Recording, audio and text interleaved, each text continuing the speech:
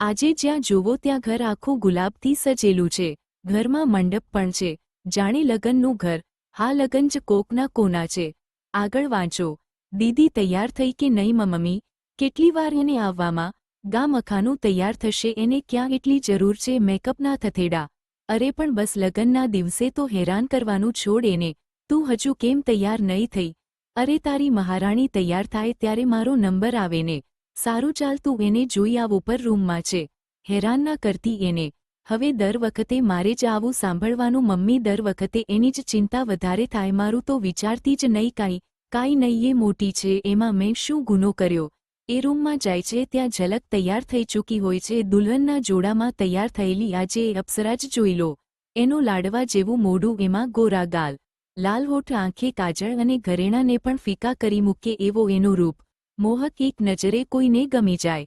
ત્યાં નિશા આવે છે। અરે હમ આપકે હઈ કૌનવાળી નહીં? નિશા એટલે નટખટ બોલવાનું ચાલુ કરે એટલે રોકવી મુશ્કેલ। ભોળી અને દિલની સાફ। હા, દરેક ઘરમાં સ્વાભાવિક છે કે જ્યાં બે બહેનો હોય ત્યાં ઝઘડા તો થાય જ છે। નિશા ઝલકને જોતા વેંત બોલી, લો મારી જાડી કેટલી મસ્ત લાગે છે। અરે તું તો મારા કરતાં સારી લાગીશ, બધા તારા જ વખાણ કરશે। ચાલ હવે મને તૈયાર થવા દે।